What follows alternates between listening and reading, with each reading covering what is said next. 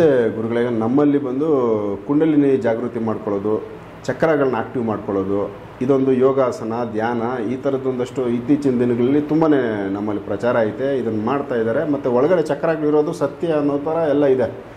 ಇದು ನಮ್ಮ ಧರ್ಮದಲ್ಲಿ ಇದನ್ನು ನಾವು ಹೆಚ್ಚಾಗಿ ನಂಬ್ತಿದ್ದೀವಿ, ಅದನ್ನು ಮಾಡ್ತಾಯಿದ್ದೀವಿ. ಇದು ಬೇರೆ ಧರ್ಮದಲ್ಲಿ, ಈಗ ಮುಸ್ಲಿಮ್ಸಲ್ಲಿ ಕೂಡ ಇವುಗಳನ್ನ ಒಪ್ತಾರ, ಇವುಗಳನ್ನ ಮಾಡ್ತಾರ. ಚಕ್ರಗಳನ್ನ ಆಕ್ಟಿವ್ ಮಾಡ್ಕೊಳ್ಳೋ ಕೆಲವೊಂದು ಏನಾದರೂ ಅವರು ಮಾಡ್ತಾರ. ಇದು ಕ್ರಿಶ್ಚಿಯನ್ಗೂ ಆಗ್ಬೋದು, ಇಲ್ಲ ಮುಸ್ಲಿಮ್ಗೂ ಆಗ್ಬೋದು ಬೇರೆ ಧರ್ಮಗಳಲ್ಲಿ.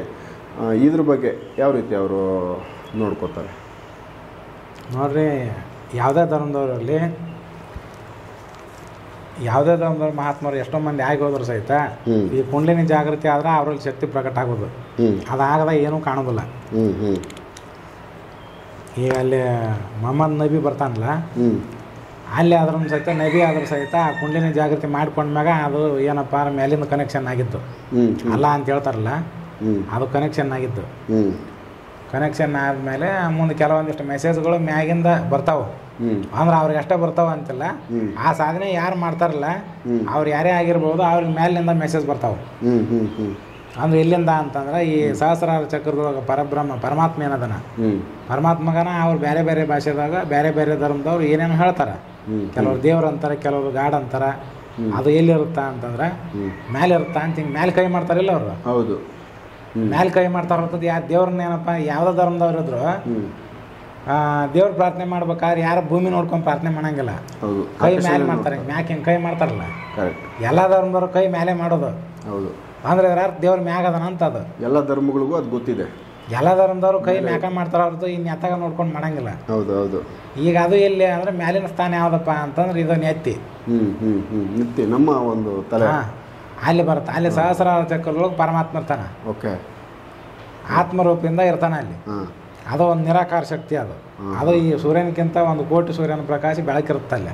ಅದನ್ನ ಬರಿಗಣ್ಣಿಂದ ನೋಡೋಕ್ಕಾಗಲ್ಲ, ನೋಡಿದವ್ರ ಕಣ್ಣು ಹೊಕ್ಕಾವು. ಬರಿಗಣ್ಣಿಂದ ನೋಡೋಕ್ಕಾಗಲ್ಲ, ಒಳಗಣ್ಣು ಐತಿ ಅದ್ರಲ್ಲಿ ನೋಡ್ತಾರೆ. ಇನ್ನೊಂದು ಕಣ್ಣು ಐತಿ ಮನುಷ್ಯರಿಗೆ. ಅಲ್ಲಿ ನಮ್ಮ ಪ್ರತಿಯೊಂದು ಚಕ್ರದೊಳಗೂ ಒಂದೊಂದು ದೇವತೆಗಳು ಬರ್ತಾವೆ.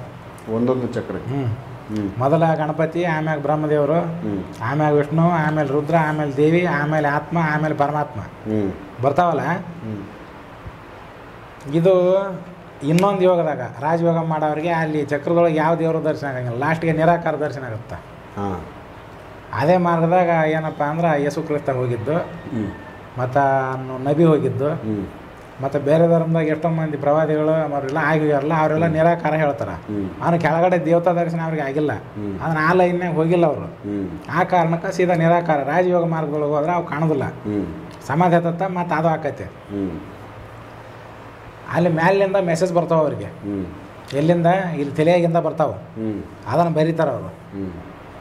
ಅದನ್ನು ಬಾರ್ದು ಇಟ್ಟಿರ್ತಾರಲ್ಲ, ಆ ಪುಸ್ತಕಗಳು ಈಗ ಏನಾಗ್ಯಾವು ದೊಡ್ಡ ದೊಡ್ಡ ಬುಕ್ ಆಗ್ಯಾವ. ಬೈಬಲ್, ಕುರಾನ, ಮತ್ತೊಂದು ಇನ್ನೊಂದು ಬೇರೆ ಬೇರೆ ಧರ್ಮಗಳಿಗೆ. ಈಗ ಗುರುನಾನಕ್ ಅವರು ತಮ್ಮದೇ ಆದಂಥ ಒಂದು ಗ್ರಂಥ ಬರೆದ್ರು. ಅದು ಮೇಲಿನಿಂದ ಬಂದಂಥ ಮೆಸೇಜ್ ಆದ, ಅದನ್ನು ಬಾರ್ದು ಇಟ್ಟಿರ್ತಾರೆ ಅವರು. ಹೌದು, ಅದನ್ನು ಇವ್ರು ಪಠಣ ಮಾಡ್ಕೊಂಡು ಹೋಗ್ತಾರ. ಇನ್ನು ಆ ಬೇರೆ ಧರ್ಮದವ್ರು ಏನು ಸಾಧನೆ ಮಾಡ್ತಾರಲ್ಲ, ಅವರು ಇಲ್ಲಿನ ಸಹಿತ ಈ ಚಕ್ರ ಸಾಧನೆ ಮಾಡೇ ಅದನ್ನು ಸಿದ್ಧಿ ಪಡ್ಕೊಂಡಿರ್ತಾರೆ. ಕೆಲವರಿಗೆ ತನ್ನಷ್ಟಕ್ಕೆ ತಾನೇ ಆಗಿರುತ್ತೆ, ಕೆಲವರಿಗೆ ಕೆಲವೊಂದು ದಿವ್ಯಾತ್ಮಗಳು ಬಂದು ಅವ್ರನ್ನ ಪ್ರೇರಣೆ ಕೊಟ್ಟು ಅದನ್ನು ಜಾಗೃತ ಆಗುವಂಗೆ ಮಾಡಿರ್ತಾವೆ. ಕೆಲವ್ರಿಗೆ ಗುರು ಮುಖಾಂತರ ಜಾಗೃತ ಆಗಿರುತ್ತೆ. ಹಿಂಗೆ ಯಾವ್ಯಾವ್ದು ಕಾರಣದಿಂದ ಅದು ಜಾಗೃತ ಆದಾಗ ಆ ಶಕ್ತಿ ಬರೋದು. ಏನೂ ಇಲ್ಲದ ಅದು ಬರೋದು ಇಲ್ಲ, ಅದು ಆಗೋದು ಇಲ್ಲ. ಹಿಂಗೆ ಅಲ್ಲಿ ಮೊದಲ ಸೂಫಿ ಪಂಥ ಅಂತಿತ್ತು. ಅದ್ರಾಗ ಅವರು ಸಹಿತ ಇದನ್ನು ಚಕ್ರ ಧ್ಯಾನ ಮಾಡಿಕೊಂಡು ಸಾಧನೆ ಮಾಡ್ತಿದ್ರು. ಅದಕ್ಕೆ ಒಂದೊಂದು ಹೆಸರನ್ನು ಇಟ್ಟರು ಅವರು. ಅವನ ಹೆಸರು ಹೇಳಕತ್ರಿ, ನಾವು ಪುಸ್ತಕ ತೆಗೆದು ನೋಡಿ ಹೇಳ್ಬೇಕಾಗತ್ತೆ ನಾನು. ಈಗ ನಮ್ಮಲ್ಲಿ ಅಹಂ ಬ್ರಹ್ಮಾಸ್ಮಿ ಅಂತ ಹೇಳ್ತಾರಲ್ಲ, ಹಂಗೆ ಅವ್ರು ಅನಲ್ ಹಕ್ ಅಂತ ಹೇಳ್ತಿದ್ರು. ಅನಲ್ ಹಕ್ ಅಂದ್ರೆ ಆತ್ಮನೇ ಪರಮಾತ್ಮ. ಅದು ಅಹಂ ಬ್ರಹ್ಮಾಸ್ಮಿ ಅನ್ನೋ ಅರ್ಥ ಅದು ಅರಬಿ ಭಾಷೆ ಒಳಗೆ. ಇದು ಅರಬಸ್ಥಾನದೊಳಗೆ ಈಗ ಒಂದು 1000 ವರ್ಷದಿಂದ ಜಾಸ್ತಿ ಪ್ರಚಲಿತ ಇತ್ತು. ಮುಂದೆ ಬಂದಂಥ ಕಲಿಪಾಗಳು ಏನದಾರಲ್ಲ, ಇದು ನಮ್ಮ ಧರ್ಮಕ್ಕೆ ವಿರೋಧ ಆಗತ್ತೆ ಈ ವಾಕ್ಯ ಅಂತೇಳಿ ಅವ್ರನ್ನ ಸಿಕ್ಕಲ್ಲಿ ಕೊಂದು ಹಾಕಿದ್ರು. ಅವ್ರನ್ನ ಕೆಲವು ಮಂದಿ ಕಡ್ದು ಹಾಕಿದ್ರು. ಆ ಟೈಮ್ನಾಗ ಅಲ್ಲಿರುವಂಥ ಸೂಫಿ ಫಕೀರರು ನಮ್ಮ ದೇಶಕ್ಕೆ ಕೂಡಿ ಬಂದರು. ಇಲ್ಲಿಗೆ ಬಂದಾರಲ್ಲ, ಎಷ್ಟೋ ದರ್ಗಾಗಳು ಆಗ್ಯಾವ, ಬಂದಿದ್ದಾವ್ರೆ, ಎಷ್ಟೋ ಇದ್ದಾವಲ್ಲ. ಅವ್ರು ತಮ್ಮ ಜ್ಞಾನ ದೃಷ್ಟಿಗೆ ಗೋಚರಿಸಿದ್ದು ಏನಂತಂದ್ರೆ, ನಾವು ಇಲ್ಲೇ ಇದ್ವಿ ಅಂದ್ರೆ ಇವ್ರು ಕಲಿಪರ್ ನಮಗೆ ತೊಂದರೆ ಮಾಡಿ ಕೊಂದು ಹಾಕ್ಬಿಡ್ತಾರೆ. ಈಗ ಅವ್ರು ತಮ್ಮದೇ ಆದಂತಲ್ಲಿ ಹಾಕಲ್ಲ ತಿಳ್ಕೊಂಡು ಏನೇನೋ ಮಾಡ್ಕೊಂಡು ಹೊಂಟ್ರೆ, ಇನ್ನು ಅವರಲ್ಲಿ ಕೈಯಾಗ ಅಧಿಕಾರ ಐತಿ, ಸಾಕಷ್ಟು ಬಲ ಐತಿ. ಇವ್ರನ್ನ ಸಿಕ್ಕಲ್ಲೇ ಕೊಲ ಕತ್ತಿ ಬಿಟ್ರು ಅವರು. ಹಂಗಿದ್ದಾಗ ಏನು ಮಾಡಿದ್ರು ಅವರು ನಮ್ಮ ಸುರಕ್ಷಿತ ಜಾಗ ಅಂದ್ರೆ ಭಾರತ ಅಂತೇಳಿ ಬಾಗ್ದಾದ ಮತ್ತು ಅರ್ವಸ್ಥಾನ ಕೆಲವೊಂದು ಜಾಗಗಳು ಬಿಟ್ಬಿಟ್ಟು ಇಲ್ಲಿಗೆ ಬಂದ್ರು ಅವರು. ಇಲ್ಲಿ ಬಂದು ಸೇರ್ಕೊಂಡು ಈ ಅಲ್ಲೆಲ್ಲೆಲ್ಲೆಲ್ಲೇ ಒಂದೊಂದು ಕಡೆ ತಾವು ಸಾಧನೆ ಮಾಡ್ಕೊತಿದ್ರು. ಮುಂದೆ ಅವ್ರು ಸತ್ತ ನಂತರ ಅಲ್ಲೇ ಈಗ ಎಲ್ಲೆಲ್ಲಿ ಅವ್ರು ಗೋರಿ ಅದಾವೆ ಅಲ್ಲೇ ಒಂದು ದರ್ಗಾ ಆಗ್ಯಾವ. ಈಗ ಅವೇ ದರ್ಗಾ ಆಗ್ಯಾವ. ಅದಕ್ಕೆ ಇಲ್ಲಿ ನಮ್ಮಲ್ಲಿ ಮಂದಿ ಎಲ್ಲ ಅದು ಜಾತಿ ನೋಡ್ಲಾರ್ದನ ಎಲ್ಲರಿಂದ ಕೊಂತಾರೆ. ಈಗ ಇದಾವಲ್ಲ ಹೊರಗಡೆ ಕಾಣ್ತಾವೆ, ಅವ್ರು ಬಂದವರು ಅವರೆಲ್ಲ. ಅದ್ರಾಗ ಸ್ವಲ್ಪ ಮಂದಿ ಇಲ್ಲೇ ಇದ್ದವರು ಅಂದ್ರೆ ಅವರಿಂದ ಉಪಯೋಗ ತೊಗೊಂಡು ಸಾಧನೆ ಮಾಡಿದವರು. ಈಗಿನ ಕೆಲವು ಮಂದಿ ಹೊರಗಿನಿಂದ ಬಂದವ್ರು, ಅವ್ರ ಇತಿಹಾಸ ತೆಗೆದ್ರೆ ಗೊತ್ತಾಗತ್ತೆ ಹೊರಗಿನಿಂದ ಬಂದಾರ ಅವ್ರನ್ನ ಗೊತ್ತಾಗತ್ತೆ. ಬೇರೆ ದೇಶದಿಂದ ಇಲ್ಲಿಗೆ ಬಂದರು, ಎದಕ್ಕೆ ಬಂದ್ರ ಅಂದ್ರೆ ಅಲ್ಲಿ ಅವ್ರನ್ನ ಕೊಲ್ಲಕತ್ತಿದ್ರು ಹಿಡಿದು. ಇವ್ರ ವಾಕ್ಯ ಯಾವುದು ಅನಲ್ ಹಕ್ ಅಂತ ಹೇಳಕತ್ತಿದ್ರಲ್ಲ, ಇದು ನಮ್ಮ ಧರ್ಮಕ್ಕೆ ವಿರೋಧ ಆಕೈತಿದ ಅನ್ನೋ ಕಾರಣಕ್ಕೆ ಅದು ಹಂಗೆ ತೊಂದರೆ ಆಯ್ತು. ತೊಂದರೆ ಅದಕ್ಕೆ ಇಲ್ಲಿಗೆ ಬಂದ್ರವ್ರು. ಇದೇ ಟೈಪನ ಯಹೂದಿಗಳು ಬರ್ತಾರಲ್ಲ, ಯಹೂದಿಗಳ ಸಹಿತ ಅವರು ಇದನ್ನು ಧ್ಯಾನ ಮಾಡ್ತಾರೆ, ಕಪಾಲ ಧ್ಯಾನ ಅಂಥೇಳಿ. ಸೀದಾ ಮೂಲಾಧಾರದಿಂದ ಹಿಡ್ದು 10ನೇ ಚಕ್ರಕ್ಕೆ ಬರುತ್ತೆ ಸಾಧನೆ. 10ನೇ ಚಕ್ರ, ಸಹಸ್ರ ಚಕ್ರ ಇವೇನದ ಕುಂಡ್ಲಿನ ಧ್ಯಾನ ಮಾಡ್ತಾರೆ ಅವರು. ಅದು ಆ ಧ್ಯಾನ ಯಹೂದಿಗಳ ಹತ್ರ ಇವು ಐತಿ, ಚಾಲ್ತಿ ಒಳಗೆ ಐತಿ.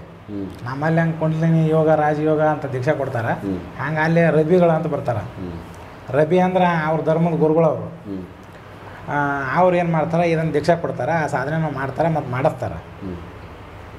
ಸಾಧನೆ ಅದನ್ನು ಮಾಡೋರು ನಮ್ಮ ದೇಶದೊಳಗೂ ಅದಾರ ಕೆಲವು ಮಂದಿ, ಅದ ಸಾಧನೆ ಮಾಡೋರು ಮಾಡ್ತಾರೆ. ಮರ್ಕಬ ಧ್ಯಾನ ಅಂತ ಹೇಳ್ತಾರೆ. ಕೆಲವು ಮಂದಿ ಅದನ್ನು ಮಾಡಿಕೊಂಡು ತಮ್ಮ ಅನುಭವನ ಎಲ್ಲ ತೊಗೊಂಡವ್ರು ಭಾಳ ಮಂದಿ ಇದ್ದಾರೆ. ಇನ್ನು ಅದು ಮೊದಲು ಹುಟ್ಟಿದ್ದ ಯಹೂದಿ ನಂತರ ಕ್ರಿಶ್ಚಿಯನ್ನು, ಆಮೇಲೆ ಮುಸಲ್ಮಾನ್ ಎಲ್ಲ ಒಂದಾವು. ಅದರೊಳಗೆ ವರ್ಗ ಬೇರೆ ಬೇರೆ ಆದವು. ಅಲ್ಲಿ ಈಗ ಕ್ರಿಶ್ಚಿಯನ್ರೊಳಗೆ ಒಂದು ಮಾತು ಬರುತ್ತೆ, ನಾವು ಕುಂಡ್ಲಿನಿ ಜಾಗೃತಿ ಆಗೈತಿ ಅಂತ ಹೇಳ್ತೀವಲ್ಲ, ಹಂಗೆ ಅವರು ಜೀವನ ವೃಕ್ಷ ಏನಪ್ಪ ವೃದ್ಧಿ ಆಯ್ತು ಹುಟ್ಟಿತೀವಿ ಅಂತ ಹೇಳ್ತಾರೆ. ಅಂದ್ರೆ ಮೂಲಾಧಾರ ಚಕ್ರದೊಳಗೆ ಒಂದು ಬೀಜ ಇರುತ್ತೆ, ಅದು ವೃಕ್ಷ ಬೆಳ್ಕೊಂಡು ಬಂದು ದೊಡ್ಡದಾಯ್ತು, ಮುಂದೆ ಹಣ್ಣು ಬಿಡಿತು ಅಂದಾಗ ಅವನಿಗೆ ಸಮಾಧಿ ಆಯ್ತು ಅಂತ. ಅದು ಫಲ ಕೊಟ್ಟಿತು ಅಂತಂದಾಗ ಅವನಿಗೆ ಯೋಗ ಸಮಾಧಿ ಸಿದ್ಧಿಯಾಗಿರುತ್ತೆ. ಅದನ್ನು ಒಬ್ಬರು ಒಂದು ಅರ್ಥದಿಂದ ಹೇಳಿದರೆ ಅವರು ತಮ್ಮ ಇದರೊಳಗೆ ಆ ಅರ್ಥ ಕೊಡ್ತಾರೆ. ಬಟ್ ಇವೆಲ್ಲ ಒಂದೇನೆ, ಎಲ್ಲ ಅರ್ಥನೂ ಒಂದೇ. ಇವು ನಮ್ಮಲ್ಲಿರೋ ಚಕ್ರಗಳನ್ನ ಆಕ್ಟಿವ್ ಮಾಡ್ಕೊಳ್ಳೋದು. ಸಹಸ್ರಾರ ಚಕ್ರಗಳನ್ನ ಅವು ಓಪನ್ ಆಗ್ತವೆ. ಸಹಸ್ರಾರ ಅಲ್ಲಿವರೆಗೆ ಬಂದ್ಮೇಲೆ ಎಲ್ಲ ಜ್ಞಾನ ಆಕೈತಿ. ಹಂಗೆ ಅವರು ಅದ ಟೈಪನ್ನು ಅವ್ರವ್ರು ಧ್ಯಾನ ಮಾಡಿ ಅದನ್ನು ಮಾಡ್ಕೊಂಡಿರ್ತಾರೆ. ಆದ್ರೆ ಈಗಿನವ್ರಿಗೆ ಅದು ಗೊತ್ತಿಲ್ಲ. ಏನೇನೋ ಹೇಳ್ಕೊಂಡು ಏನೇನೋ ತಿಳಿದ ಇವನ್ ಮಾಡ್ಕೊಂಡು ತಿಳ್ಕೊಂಡು ಮತ್ತು ಇನ್ನೇನೋ ಅವ್ರು ಏನೇನೋ ತಮ್ಮದೇ ಆದಂಥ ಕಲ್ಪನೆ ಒಳಗೆ ಏನೇನೋ ಆಲೋಚನೆ ಮಾಡಿಕೊಂಡು ಹೀಗಾಗಿ ಇಲ್ಲಿ ಒಬ್ರಿಗೊಬ್ರು ಸಂಬಂಧ ಇಲ್ಲಾರ್ದಂಗೆ ಆಗೈತಿ, ದಾರಿ ತಪ್ಪಿದ್ದಾವೆ. ಅದು ಮೂಲ ಅರ್ಥಕ್ಕೆ ಹೋಗಿ ಒಳಗೆ ಹೋಗಿ ನೋಡಿದಾಗ ಎಲ್ಲ ಒಂದೇ ಇರುತ್ತೆ. ಅತಿ ಹತ್ರ ಮಟ್ಟಕ್ಕೆ ಸಾಧನೆ ಮಾಡಿದಂಥವ್ರು ಯಾವುದೋ ಧರ್ಮದವರೇ ಇರಲಿ, ಸಿದ್ಧ ಪುರುಷರು ಅಂತ ಹಾಕಾರ, ಅವ್ರ ಧರ್ಮದೊಳಗೆ ಅವಲಿಯ ಅಂತ ಹಾಕಾರ, ದೊಡ್ಡ ದೊಡ್ಡ ಪಾದ್ರಿಗಳು ಇರ್ತಾರೆ, ಏನೇನೋ ಇರ್ತಾರಲ್ಲ. ಅತಿ ಹತ್ರ ಮಟ್ಟಕ್ಕೆ ಸಾಧನೆ ಮಾಡಿ ಆ ಸಹಸ್ರಾರ ಚಕ್ರಕ್ಕೆ ಹೋಗಿ ಆ ಭಗವಂತನ ಒಂದು ಲಿಂಕ್ ಅವ್ರಿಗೆ ಆದಾಗ ಅವ್ರು ಎಲ್ಲ ಧರ್ಮದವ್ರನ್ನ ಸರಿ ಸಮಾನವಾಗಿ ನೋಡ್ತಾರೆ, ಎಲ್ಲ ಜೀವಿಗಳನ್ನು ಸರಿ ಸಮಾನವಾಗಿ ನೋಡ್ತಾರೆ. ಯಾವುದು ಭೇದ ಮಾಡೋಂಗಿಲ್ಲ. ಭೇದ ಮಾಡಕತ್ತೇನಂದ್ರೆ ಅವ ಇನ್ನೂ ಅಜ್ಞಾನದಾಗದಾನ ಅಂತ ಅರ್ಥ. ಅವಾಗ ಜ್ಞಾನ ಇತ್ತಪ್ಪ, ಜ್ಞಾನ ಬಂದಿರುತ್ತಲ್ಲ, ಅವ್ನು ಯಾವ ಧರ್ಮದವನಾದ್ರೂ ಆಗಿರಲಿ ಅಷ್ಟು ಎತ್ತರ ಮಟ್ಟಕ್ಕೆ ಸಾಧನೆ ಮಾಡಿದ ಅಂದ್ರೆ ಯಾರ ಬಂದ್ರೂ ಸಹಿತ ಸರಿ ಮಾತಾಡ್ತಾನೆ. ಮತ್ತು ಸರಿಯಾದ ಒಂದು ಅವ್ರಿಗೆ ಎದಕ್ಕೆ ಬಂದಿರ್ತಾರೆ ಏನು ಅಂತ ಕೇಳಿ ಅದಕ್ಕೆ ಉತ್ತರ ಕೊಡ್ತಾನೆ. ಆ ಕೆಳಮಟ್ಟದೊಳಗಿರೋ ಅವ್ರು ಏನಾಯ್ತಲ್ಲ ಅವ್ರು ಭೇದ ಮಾಡ್ತಾರೆ, ಅವ್ರಿಗೆ ಅಷ್ಟು ಜ್ಞಾನ ಇರೋದಿಲ್ಲ. ಹೀಗಾಗಿ ಅಲ್ಲಿ ಅಜ್ಞಾನ ಇರುತ್ತೆ, ಇಲ್ಲಿ ಜ್ಞಾನ ಇರುತ್ತೆ. ಸೊ ಈ ಥರ ತುಂಬ ವಿಚಾರ ಐತೆ ಇದು. ಬಟ್ ಎಲ್ಲರೂ ಸಾಧನೆ ಮಾಡೋದು ಇದನ್ನೇ, ಎಲ್ಲರೂ ಸಾಧನೆ ಮಾಡೋದು ತಲುಪೋದು ಇದೇ ಒಂದು ಮಟ್ಟಕ್ಕೆ. ಏನು ನೋಡ್ರಿ, ಎಲ್ಲರೂ ಸಾಧನೆ ಮಾಡೋದು ಅದನ್ನು ಈಗ ಉಸಿರಾಟ ಮಾಡೋ ಗಾಳಿನೂ ಒಂದಾಯ್ತಿ, ಕುಡಿಯೋ ನೀರನ್ನೂ ಒಂದಾಯ್ತಿ. ಹೌದು. ಮತ್ತು ಇಲ್ಲಿ ಬೇರೆ ಅಲ್ಲಿ ಬೇರೆ ಅಂತ ಏನಿಲ್ಲಲ್ಲ, ಎಲ್ಲ ಕಡೆನೂ ಇದೈತಿ. ಹೌದು. ಆದ್ರೆ ದೇಶದ ವಾತಾವರಣ ಬೇರೆ ಅದಾವ ಅಷ್ಟ. ಕೆಲವು ಕಡೆ ಶೀತ ಪ್ರದೇಶ ಇರುತ್ತೆ, ಕೆಲವು ಕಡೆ ಉಷ್ಣ ಪ್ರದೇಶ ಇರುತ್ತೆ, ಕೆಲವು ಕಡೆ ಎರಡು ಈಕ್ವಲ್ ಇರ್ತೈತಿ, ಕೆಲವು ಕಡೆ ಇನ್ನೂ ಅತಿ ಶೀತ ಇರ್ತೈತಿ. ವಾತಾವರಣ ಬದಲಿ ಇರ್ತಾವೆ. ನೀರು ಗಾಳಿ ಅಂತ ಒಂದಾಯ್ತಲ್ಲ. ಹೌದು.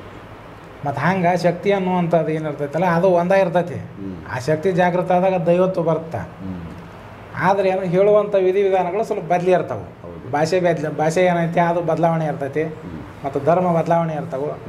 ಹೀಗಾಗಿ ಅವು ಸ್ವಲ್ಪ ವ್ಯತ್ಯಾಸ ಇರ್ತಾವೆ ಅನ್ನೋದು ಬಿಟ್ಟರೆ ಎಲ್ಲರೂ ಸಾಧನೆ ಮಾಡೋದು ಅದನ್ನು.